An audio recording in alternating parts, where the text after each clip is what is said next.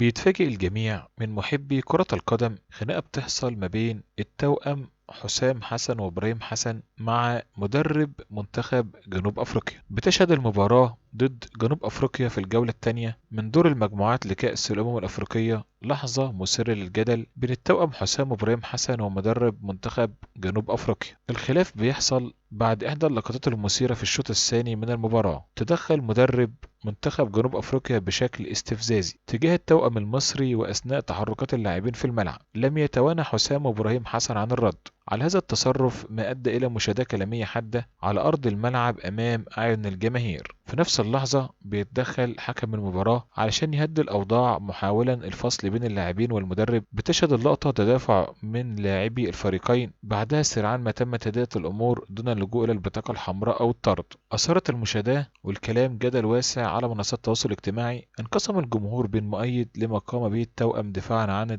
النفس ومنتقد للتصرف الذي وصفه البعض بالمبالغ فيه. أكد الإعلام المصري أن التوأم حسام وإبراهيم حسن تصرفا بشكل طبيعي دفاعا عن شرف الفريق الوطني، مشددين على أن رد الفعل جاء بعد استفزاز متكرر من جانب مدرب منتخب جنوب أفريقيا خلال المباراة. بتعد هذه الواقعة مؤشر على حدة المنافسة في البطولة وحرص اللاعبين على الدفاع عن سمعة المنتخب المصري في كل لحظة داخل أرض الملعب، وهو ما يعكس الروح القتالية للفريق. رغم الخلاف الذي وقع، انتهت المباراة بفوز منتخب مصر على جنوب أفريقيا، مما أعطى اللاعبين مزيد من الثقة في مواجهة الأدوار القادمة. المشاهدة بين التوأم والمدرب لن تؤثر على الأداء الجماعي للفراعنة، لكنها تركت ذكرى مثيرة على منصات التواصل الرياضي.